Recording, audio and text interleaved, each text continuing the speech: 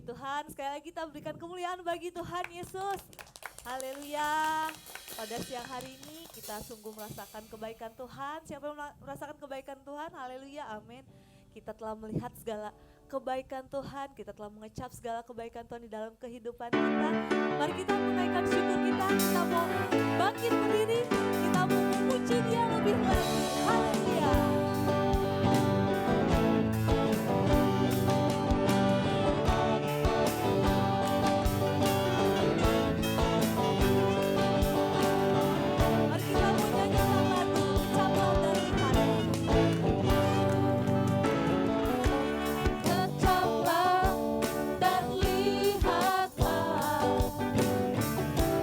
Betapa baiknya Tuhan.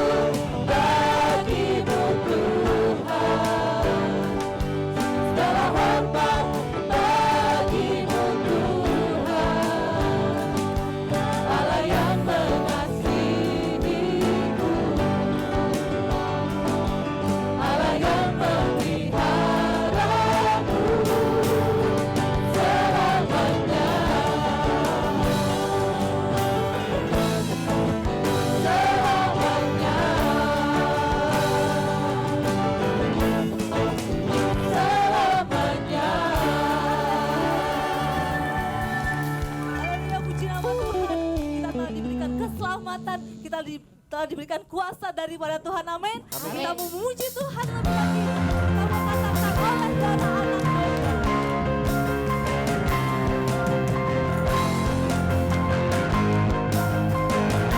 Sama-sama kita nyanyikan. Sekarang kau tiba, keselamatan dan kuasa, dan pemerintahan Allah kita, kuasa Dia yang diurapinya, karena telah dilemparkannya para pendakwa kita. Sekarang kau tiba, keselamatan dan kuasa, dan pemerintahan Allah kita, kuasa Dia yang diurapinya, karena telah dilemparkannya para pendakwa kita. Oleh darah anak domba, oleh kesaksian kita, iblis dikalahkan, kuasanya dihancurkan oleh darah anak domba.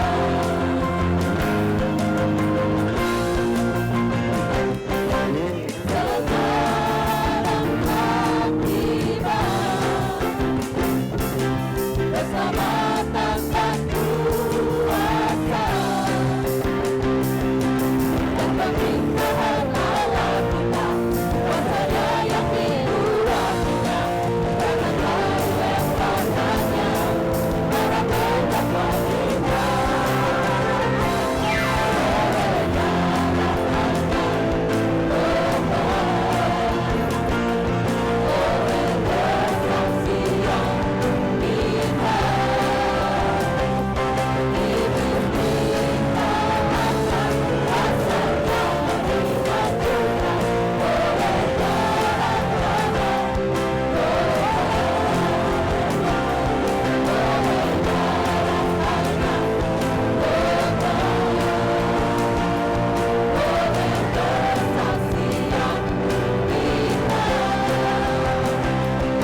iblis dikalahkan, kuasanya dihancurkan oleh darah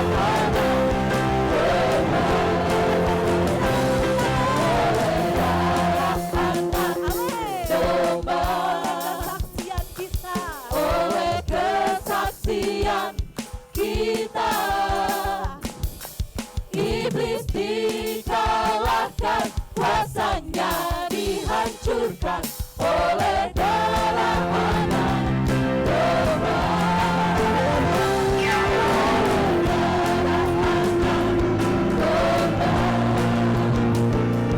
Oleh kesaksian kita,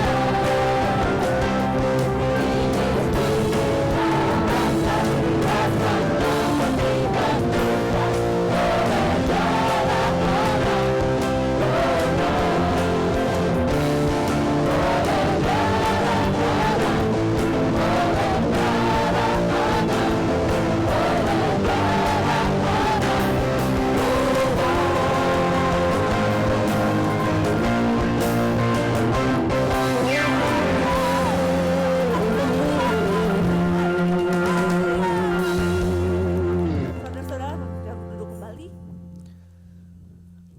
Kita mau siapkan hati kita untuk menyembah Tuhan lebih lagi.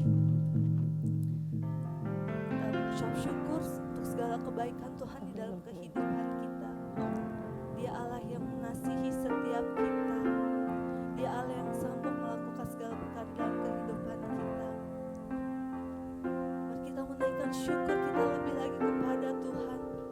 Sebab Dia Allah yang sangat mengasihi kita. Dia Allah yang menyertai setiap kehidupan kita. Mari kita mau katakan kasih yang terindah, hati yang mulia, hanya ada di dalam Engkau Tuhan. Haleluya.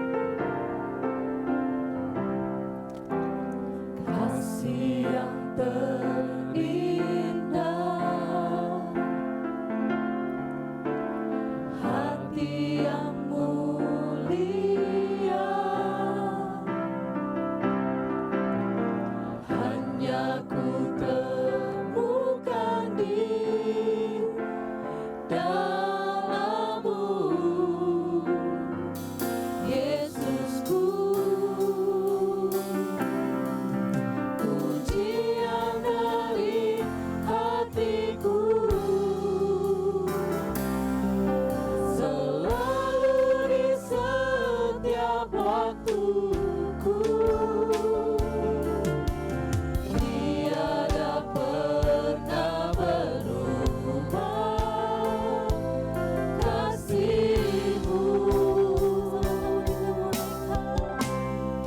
Karya terbesar dalam hidupku, pengorbananmu yang selamatkanku. Engkaulah harta yang tak ternilai, yang ku miliki dan ku hargai. Yesus, Engkau ku kagumi.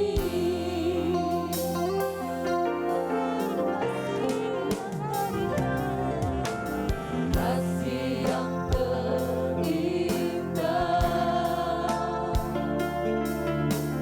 hati yang mulia,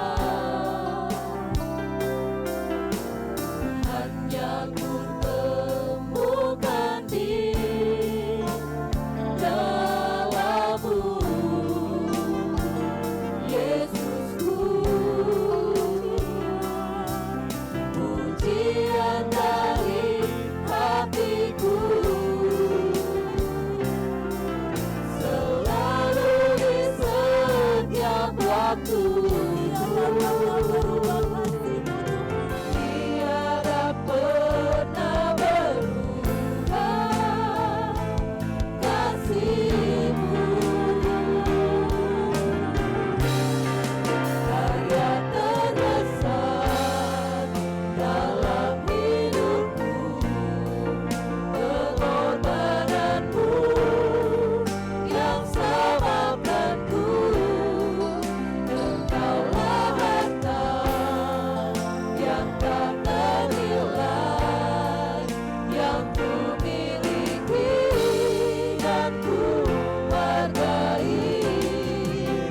Yesus, Engkau ku kagumi. Karya terbesar dalam hidupku, pengorbananmu yang selamatkanku. Engkaulah harta yang tak ternilai, yang ku miliki dan ku hargai. Yesus, Engkau ku kagumi. Karya terbesar dalam hidupku, pengorbananmu yang selamatkanku. Engkaulah harta yang tak ternilai, yang ku miliki dan ku hargai. Yesus, Engkau ku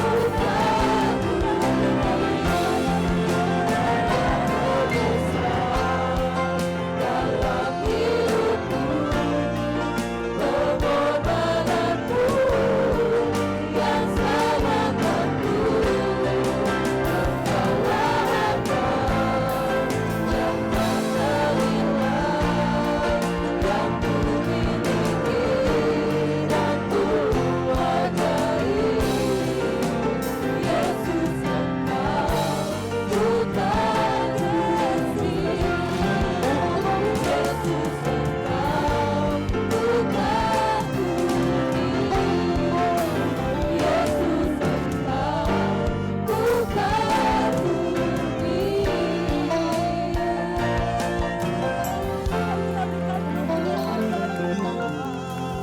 Oh, terima kasih Tuhan untuk siang hari ini ya Tuhan.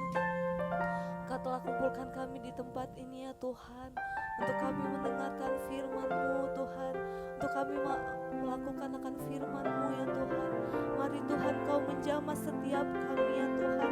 Tidak ada satupun yang Kau lewatkan dari setiap kami ya Tuhan. Engkau yang mengubahkan hidup kami, Engkau yang memulihkan kehidupan kami ya Tuhan. Terima kasih Tuhan. Mari ya Tuhan, Kau yang berbicara Tuhan dalam setiap hati kami ya Tuhan. Dan biarlah firman-Mu boleh menjadi rema di dalam kehidupan kami ya Tuhan. Terima kasih Tuhan, hanya di dalam nama-Mu kami telah berdoa dan mengucap syukur. Haleluya, amin. Waktu dan tempat saya silakan kepada Ko Yohanes. Shalom saudara, Shalom. selamat siang. Saudara merasa diberkati Tuhan pada siang hari ini? Amin. Amin. Ya saudara, siang hari ini kita akan membahas firman Tuhan mengenai hadirat Tuhan atau the presence of the Lord atau the presence of God. Nah, kalau kita mendengar kata hadirat Tuhan ini, apa sih yang terbersit atau yang ada di dalam pikiran kita? Ketika saudara mendengar hadirat Tuhan, misalnya saudara lagi di dalam penyembahan gitu, terus ada orang yang bilang, saya bisa merasakan hadirat Tuhan di sini. Kira-kira yang dimaksud hadirat Tuhan itu apa ya saudara? Ada yang bisa kasih tahu? Kehadiran. Ada lagi saudara? Kehadiran. Nah, kalau di sini saudara kita bisa melihat bahwa hadirat itu merupakan, kalau di firman Tuhan ini menyatakan bahwa kehadiran Tuhan dalam seseorang ataupun dalam sebuah tempat. Gitu ya saudara. Kita akan membahas firman Tuhan mengenai kehadiran Tuhan. Dan kalau kita ngomong soal Tuhan, kita ini bisa mengenal yang namanya karakter Tuhan. Ada 3 karakter Tuhan saudara. Yang pertama itu omnipotent, yang kedua adalah omniscience, dan yang ketiga omnipresent. Jadi omnipotent itu artinya Tuhan yang maha kuasa. Artinya nggak ada kuasa lain yang lebih tinggi daripada kuasa Tuhan. Itu yang pertama. Yang kedua omniscient itu Tuhan itu yang segala sesuatu itu mengetahui atau maha tahu. Dan yang ketiga yang kita akan bahas hari ini adalah omnipresent, yaitu Tuhan yang ada di mana saja. Kenapa sih kok dibilang kalau Tuhan itu omnipresent atau ada di mana aja? Karena Tuhan itu adalah roh. Amin saudara. Firman Tuhan jelas mengatakan kalau kita lihat bahwa Tuhan itu adalah roh, itu kita bisa lihat di Yohanes 4 ayat yang ke-24. Yohanes 4 ayat 24. Ini merupakan percakapan Tuhan Yesus kepada perempuan Samaria. Tapi kita akan kutip ayat 24 aja karena percakapannya cukup panjang. Gini. Di sini dikatakan Allah itu roh dan barang siapa menyembah Dia harus menyembahnya dalam roh dan kebenaran. Saudara bisa lihat Tuhan Yesus bilang Allah itu adalah roh. Jadi Tuhan itu adalah roh dan barang siapa menyembah Tuhan harus menyembah dalam roh dan kebenaran. Nah, kalau kita mau melihat hal lain yang kita bisa lihat itu ada di Kejadian 1 ayat 1 sampai 2 untuk menyatakan Tuhan itu adalah roh. Di sini dikatakan kalau kita buka di Kejadian 1 ayat 1 sampai 2. Saya rasa kalau kita pernah ikut sekolah minggu pasti kita pernah membahas bagaimana Allah itu menciptakan langit dan bumi beserta isinya. Dan sebelum itu saudara kita bisa lihat di sini firman Tuhan mengatakan pada mulanya Allah menciptakan langit dan bumi belum berbentuk dan kosong. Gelap gulita menutupi samudera raya dan roh Allah melayang-layang di atas permukaan air. Roh Allah. Jadi kita bisa lihat saudara bagaimana roh Allah ini merupakan pribadi daripada Tuhan itu sendiri. Amin. Nah, kalau kita lanjut saudara, roh Tuhan itu bisa ada di dalam manusia. Contohnya yang paling umum adalah di dalam dirinya Daud. Waktu itu kita sempat pernah membahas bagaimana Tuhan itu memberikan kemenangan atau strategi dalam diri Daud. Tapi kita akan melihat hari ini bagaimana Tuhan itu bisa menghadirkan dirinya, yaitu roh Tuhan itu dalam diri manusia yang bernama Daud. Di 1 Samuel 16:13 dikatakan. 1 Samuel 16:13. Samuel mengambil tabung tanduk yang berisi minyak itu dan mengurapi Daud di tengah-tengah saudara-saudaranya. Sejak hari itu dan seterusnya berkuasalah roh Tuhan atas Daud. Lalu berangkatlah Samuel menuju Rama. Jadi roh Tuhan itu juga bisa ada di dalam diri seseorang. Dan yang kedua kita bisa lihat dalam dirinya Simson. Nah, di sini saudara kita mau lihat di dalam Hakim-Hakim 14 ayat yang ke-6. Hakim-Hakim 14 ayat ke-6 firman Tuhan menyatakan seperti ini. Pada waktu itu berkuasalah roh Tuhan atas dia, sehingga singa itu dicabiknya seperti orang mencabik-cabik kambing, tanpa apa-apa di tangannya, tetapi tidak diceritakan kepada ayahnya atau ibunya apa yang dilakukannya itu. Nah, ketika kita melihat ini saudara, kita bisa mengetahui pribadi Tuhan adalah roh. Dan roh itu bisa ada di sebuah tempat yang tadi di firman Tuhan roh Allah melayang-layang di atas permukaan bumi, benar ya saudara? Dan bisa juga ada di dalam diri seseorang. Seperti di dalam dirinya yang namanya Daud dan Simson. Dan firman Tuhan juga menyatakan saudara bagaimana roh Tuhan ini yang memberikan kuasa. Amin saudara. Kenapa? Karena firman Tuhan berkata, pada waktu itu berkuasalah roh Tuhan atas dia sehingga singa itu dicabikannya seperti orang mencabik anak kambing. Keren ya saudara? Mencabik singa tanpa pakai apa-apa. Kenapa? Firman Tuhan berkata karena roh Tuhan itu berkuasa atas orang tersebut. Nah, kalau kita lanjut saudara, kita mau melihat bagaimana Daud ini yang tadi diurapi oleh Tuhan, dia ini menulis Mazmur. Jadi kalau saudara baca di kitab Mazmur ini sebagian besar itu Mazmur itu ditulis oleh Daud.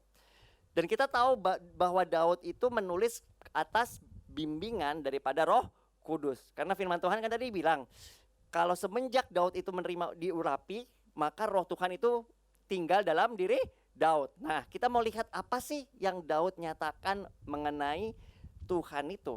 Kan kita ngomong soal pribadi Tuhan yang ada di mana aja. Di sini saudara kita mau melihat di dalam Mazmur 139 ayat yang ke-7 sampai dengan 10.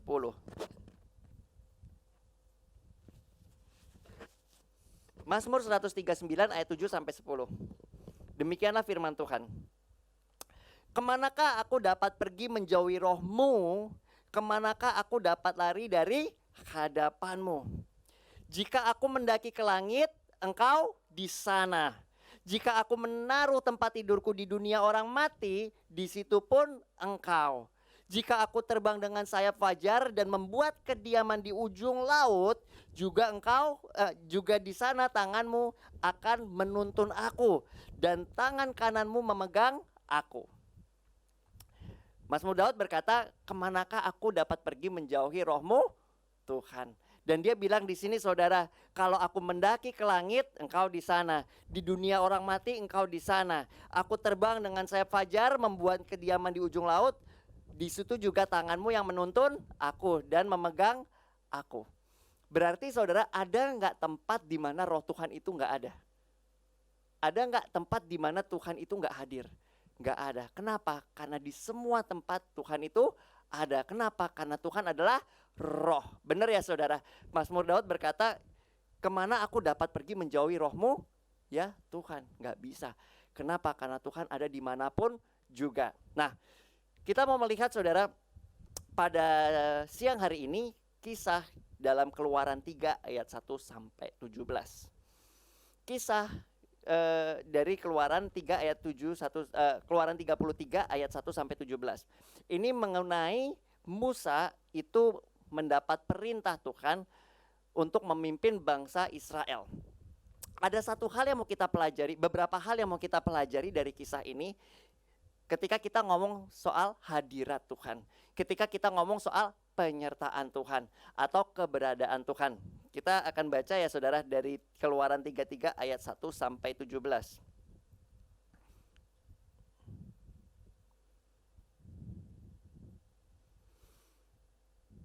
Di sini kalau saudara lihat judulnya ini Musa meminta penyertaan Tuhan di gurun.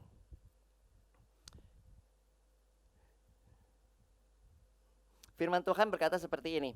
Berfirmanlah Tuhan kepada Musa, pergilah berjalanlah dari sini engkau dan bangsa itu yang telah kau pimpin keluar dari tanah Mesir, ke negeri yang telah kau janjikan dengan sumpah kepada Abraham, Ishak dan Yakub demikian. Kepada keturunanmu lah akan kuberikan negeri itu.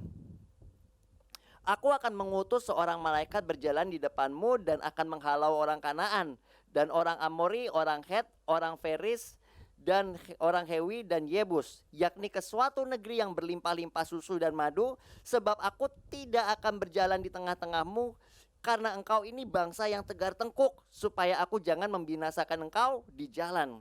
4. Ketika bangsa itu mendengar ancaman yang mengerikan ini, berkabunglah mereka dan seorang pun tidak ada yang memakai perhiasan. 5. Berfirmanlah Tuhan kepada Musa, katakanlah kepada orang Israel, kamu ini bangsa yang tegak tengkuk. Jika aku berjalan di tengah-tengahmu, sesaat pun tentulah aku akan membinasakan kamu. Oleh sebab itu tanggalkanlah perhiasanmu, maka aku akan melihat apa yang akan kulakukan kepadamu. 6. Demikian orang Israel tidak memakai perhiasan-perhiasan lagi sejak dari Gunung Horeb. Sesudah itu Musa mengambil kemah dan membentangkannya di luar perkemahan, jauh dari perkemahan, dan menamainya kemah pertemuan. Setiap orang yang mencari Tuhan, keluarlah ia ke kemah pertemuan yang di luar perkemahan. Apabila Musa keluar pergi ke kemah itu, bangunlah seluruh bangsa itu dan berdirilah mereka masing-masing di pintu kemahnya. Dan mereka mengikuti Musa dengan matanya sampai ia masuk ke dalam kemah. Apabila Musa masuk ke dalam kemah itu, turunlah tiang awan dan berhenti di pintu kemah, dan berbicaralah Tuhan dengan Musa di sana. Dan seluruh bangsa itu melihat bahwa ada tiang awan berhenti di pintu kemah, maka mereka bangun dan sujud menyembah, dan masing-masing di pintu kemahnya. 11. Dan Tuhan berbicara kepada Musa dengan berhadapan muka seperti seseorang berbicara dengan temannya. Kemudian kembalilah ia ke perkemahan.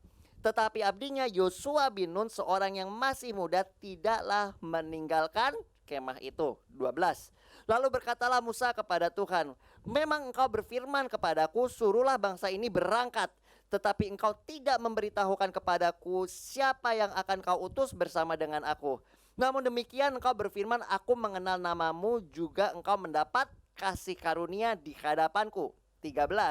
Maka sekarang jika aku kiranya mendapat kasih karunia di hadapanmu, beritahukanlah jalanmu kepadaku sehingga aku mengenal engkau, supaya aku tetap mendapat kasih karunia di hadapanmu. Ingatlah bahwa bangsa ini umatmu. 14. Lalu berfirman, aku sendiri hendak membimbing engkau dan memberikan ketentraman kepadamu. 15. Ini poinnya saudara. Berkatalah Musa kepadanya, jikalau engkau sendiri tidak membimbing kami, janganlah suruh kami berangkat dari sini. Dari manakah gerangan akan diketahui bahwa aku telah mendapat kasih karunia di hadapanmu, yakni aku dengan umatmu ini? Bukankah karena engkau berjalan bersama-sama dengan kami, sehingga aku dengan umatmu ini dibedakan dengan bangsa yang ada di muka bumi ini? Berfirmanlah Tuhan kepada Musa, juga hal yang telah kau katakan ini akan kulakukan, karena engkau telah mendapat kasih karunia di hadapanku, dan aku mengenal engkau. Nah, kalau kita baca di sini saudara, ada beberapa hal yang mau kita lihat. Yang pertama saudara, bahwa Tuhan ini memberikan janji kepada Musa untuk mengirim malaikatnya atau mengutus malaikatnya untuk menyertai Musa dan bangsa Israel. Kita lihat di ayat 2, aku akan mengutus seorang malaikat berjalan di depanmu dan akan menghalau orang Kanaan, Amori, Het, Feris, orang Hewi dan orang Yebus. Terus Tuhan memberikan janji itu juga kalau Tuhan itu akan memberikan bimbingan dan ketentraman. Kalau kita lihat di ayat 14-16, aku sendiri hendak membimbing engkau dan memberikan ketentraman kepadamu. Berkatalah Musa, jika engkau sendiri tidak membimbing kami, janganlah suruh kami berangkat dari sini. Yang pertama saudara, kita lihat bahwa Musa itu udah dijanjiin yang namanya malaikat untuk menolong. Benar ya saudara? Tetapi dia ini gak merasa puas. Dia bilang apa? Kalau bukan engkau sendiri yang menyertai kami, janganlah suruh kami pergi. Kenapa? Karena Musa mengerti benar apa yang namanya Tuhan, apa yang namanya kehadiran Tuhan. Musa gak ingin melakukan segala sesuatu tanpa Tuhan itu menyertainya. Amin saudara. Dan ini yang kita bisa lihat, yang kita bisa pelajari bagaimana Musa menghargai kehadiran Tuhan dalam kehidupan dia. Makanya kalau saudara bisa lihat, Tuhan ini memberikan sesuatu yang spesial kepada Musa. Saudara bisa lihat bagaimana Musa ini bersama-sama dengan Tuhan itu berdiri berhadap-hadapan. Dibilang di firman Tuhan sama seperti teman sedang berbicara. Dan kalau saudara lihat di sini, kita bisa lihat di dalam ayat yang di sini saudara, kita lihat di ayat yang ke-16 di sini, firman Tuhan berkata seperti ini. Bukankah karena engkau berjalan sama-sama dengan kami sehingga aku dengan umatmu ini dibedakan dari segala bangsa yang ada di muka bumi. Jadi Musa itu bilang, kalau kami nggak bersama-sama dengan engkau, kalau engkau tidak bersama-sama dengan kami nggak mau pergi kemana-mana. Yang pertama. Yang kedua, yang membedakan kami dengan segala bangsa yang ada di muka bumi ini adalah ketika engkau berjalan bersama-sama dengan kami. Pertanyaan saya saudara pada siang hari ini, apakah kita tahu bahwa Tuhan itu bersama-sama dengan kita? Tahu saudara? Tahu. Kenapa? Karena firman Tuhan itu berkata bahwa aku akan mengirimkan rohku kepada kamu. Dan ketika kita memiliki roh Tuhan dalam kehidupan kita, maka kita bisa berbicara bahwa Tuhan ini bersama-sama dengan kita. Dan kalau Tuhan itu bersama-sama dengan kita, otomatis kehadiran Tuhan itu bersama-sama dengan kita. Amin saudara. Makanya firman Tuhan berkata, kalau rohku turun ke atas kamu, Dia itu yang akan memberikan engkau kuasa. Dan di firman Tuhan mengatakan bahwa roh itu adalah roh penghibur. Nah, kita mau lihat yang selanjutnya saudara, kita akan lihat di dalam Yohanes 1 Yohanes 1 ayat yang ketiga. Ini berbicara mengenai kehadiran Allah yang merupakan persekutuan dengan Tuhan. Untuk menutup, di sini dikatakan, apa yang telah kami lihat dan telah kami dengar, itu yang kami beritakan kepada kamu juga, supaya kamu pun beroleh persekutuan dengan kami. Dan ini yang poinnya. Dan persekutuan kami adalah persekutuan dengan Bapa dan dengan anaknya Yesus Kristus. Dan semuanya ini kami tuliskan kepada kamu supaya sukacita kami menjadi sempurna. Siapa saudara di sini yang merindukan sukacita yang sempurna? Amin. Dan firman Tuhan mengatakan ketika kita memiliki persekutuan dengan Tuhan, dengan Bapa dan dengan anaknya dan dengan Roh Kudus yang ada di dalam kehidupan kita yang merupakan pribadi Tuhan, maka kita memiliki damai, sejahtera dan sukacita. Amin. Karena Tuhan Yesus sendiri berkata, damai sejahtera yang aku berikan kepada kamu tidak seperti damai sejahtera yang dunia berikan. Amin. Tetapi damai sejahtera yang melampaui segala akal. Siang hari ini kita mau merendahkan diri di hadapan Tuhan. Kita mau meminta memiliki hati yang seperti Musa saudara. Kalau bukan Tuhan yang menyertai, maka aku tidak akan pergi. Artinya kita menghargai penyertaan Tuhan dalam kehidupan kita. Kita menghargai roh Tuhan yang udah ada dalam kehidupan kita. Saudara bisa bayangin ya, kalau dulu Musa aja meminta disertain Tuhan aja sampai kayak begitu ngemis-ngemisnya gitu. Kalau bukan Tuhan yang nyertain, aku gak mau pergi. Dan sekarang kita saudara udah dikasih Roh Kudus dalam kehidupan kita. Apakah kita mau menghargai penyertaan Tuhan ini sama seperti Musa ini menghargai penyertaan Tuhan yang Tuhan berikan? Amin saudara. Amin. Kita akan tutup.